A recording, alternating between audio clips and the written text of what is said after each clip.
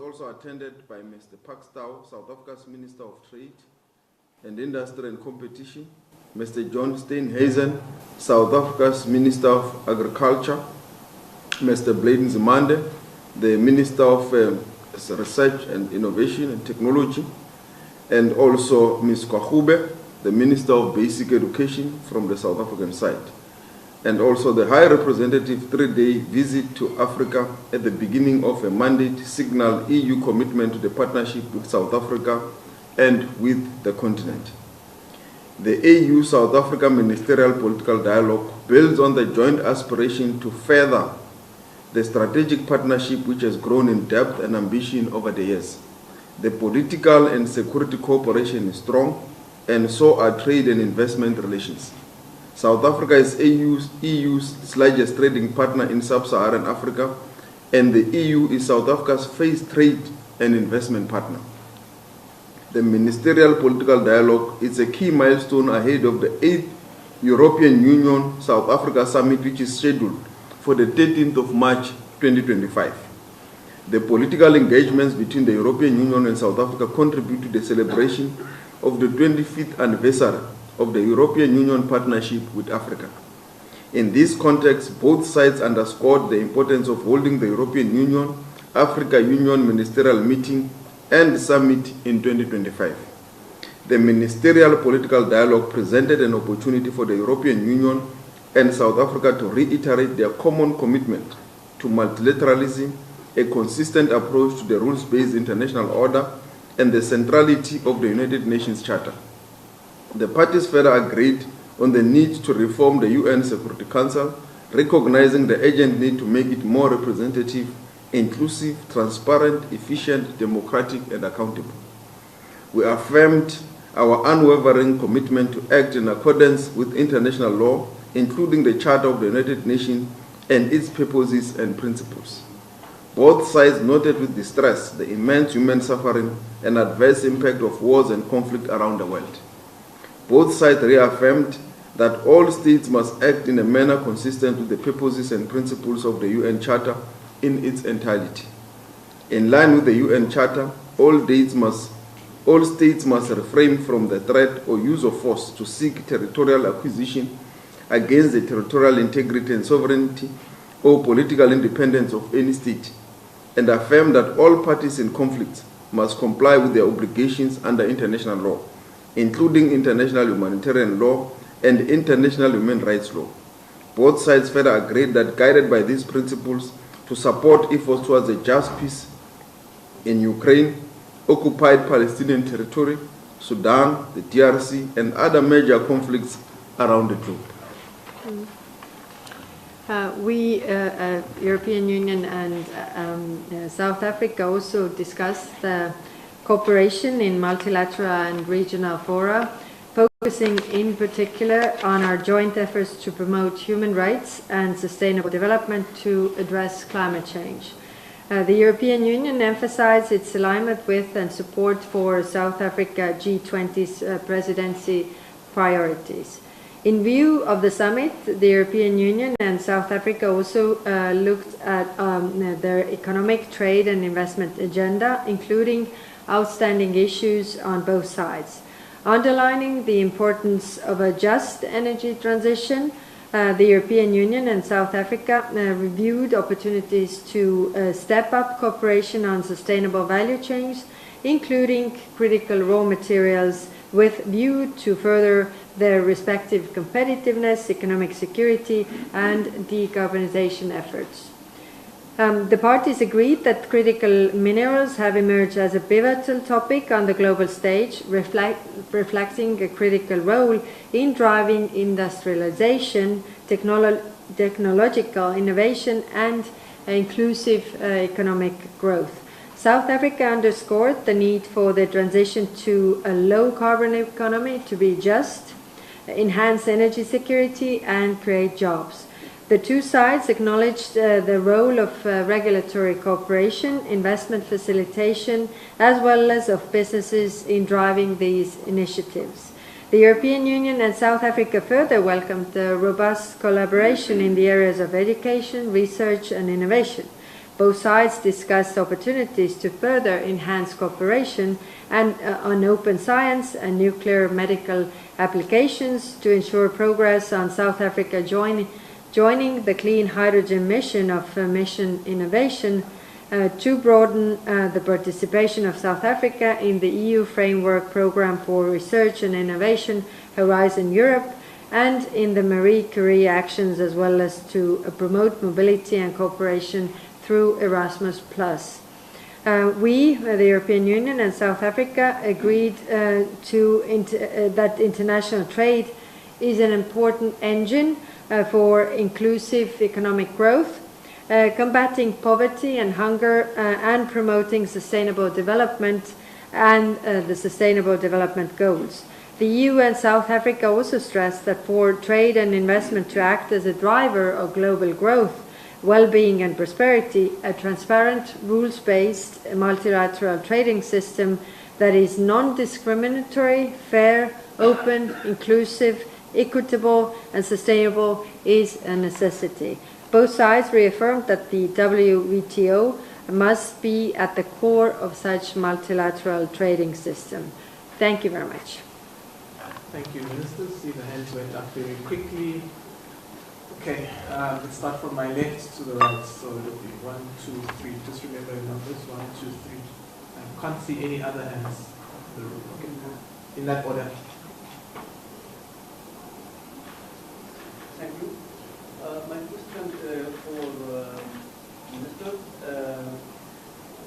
how do you evaluate the American-Russian negotiations over Ukraine without Ukraine government and without European Union?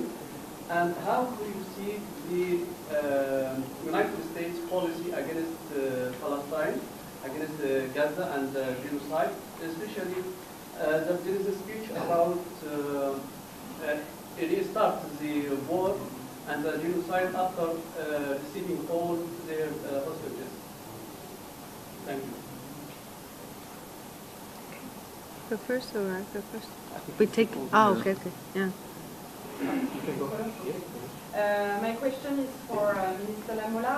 High Representative Kallas underscored in the opening remarks that the EU supported South African leadership.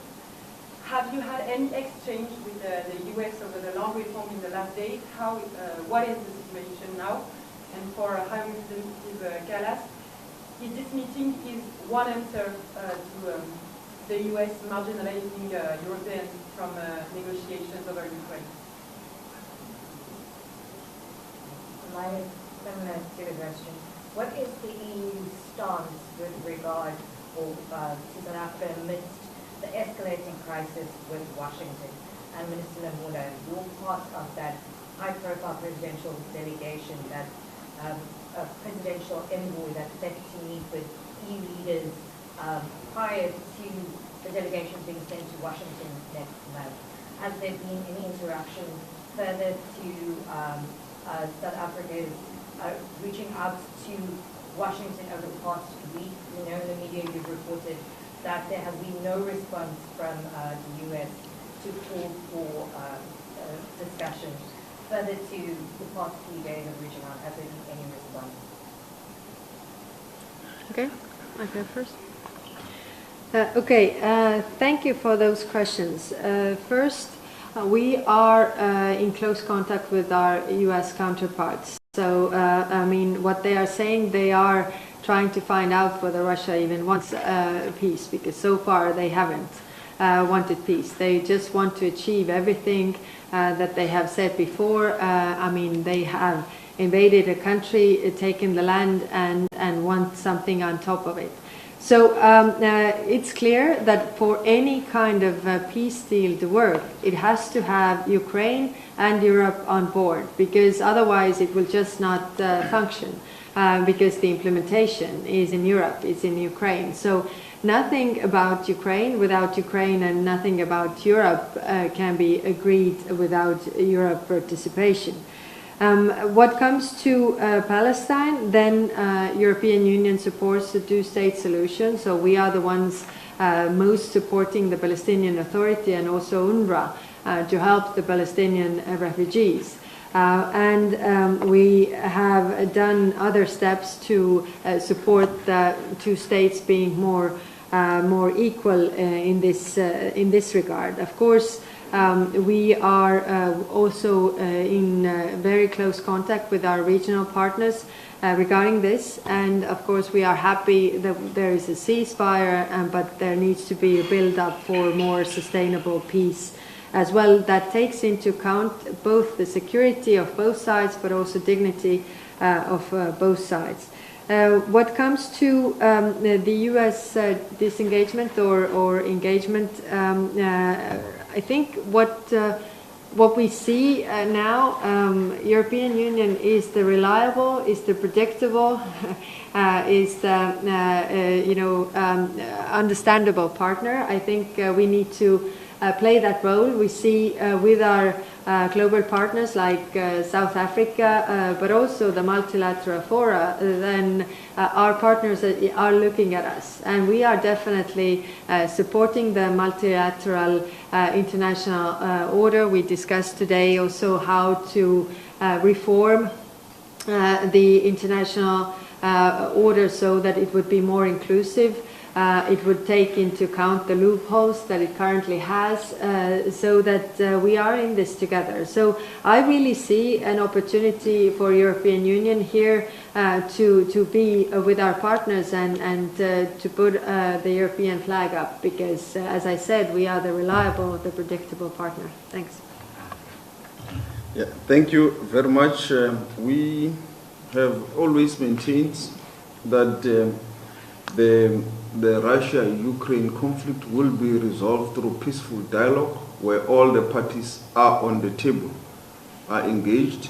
And it is against this background that we continue to participate in the Ukraine peace formula, as you will be aware.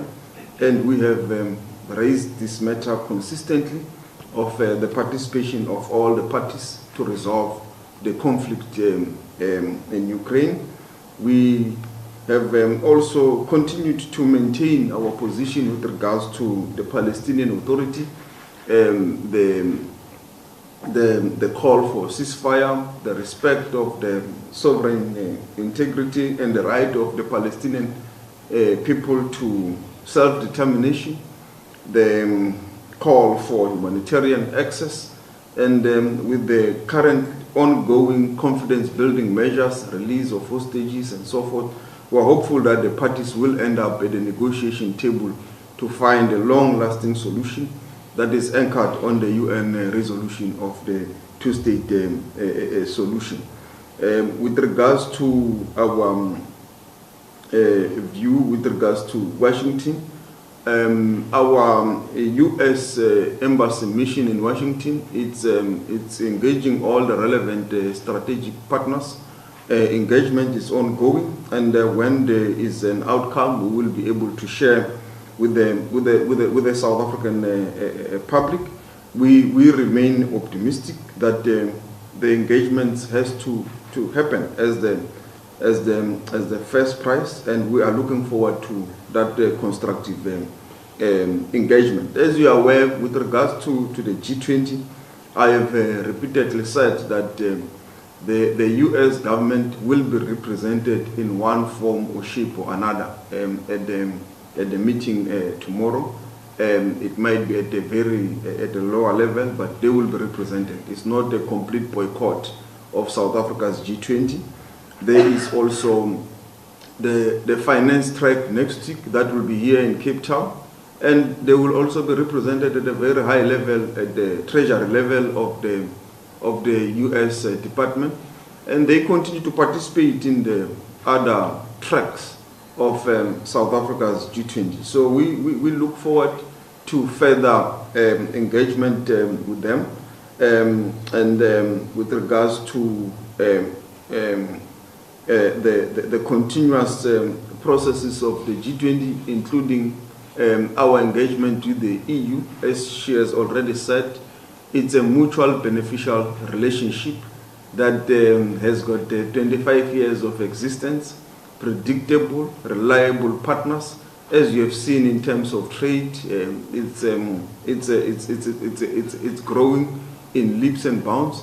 And this dialogue represents the strengthening and the growth of the relationship of these two partners. It's not a response to Washington. This meeting was agreed long before the outcomes of the U.S. elections. So it was pre-planned, and it is happening. But it was also agreed on because, as you are aware, tomorrow we have got a foreign ministers meeting.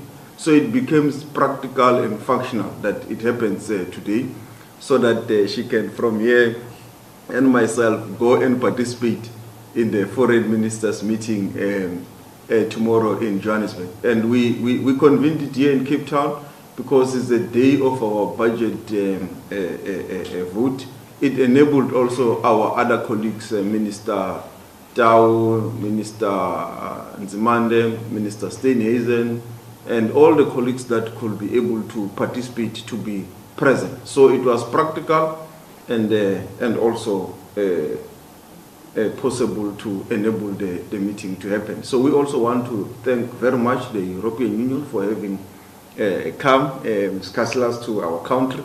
And she is beginning to enjoy some of our very fine products. So we look forward to them finding markets in the European Union. Thank you very much. Thank you, colleagues. That concludes our presentation. Thank you. Now we have earned our food.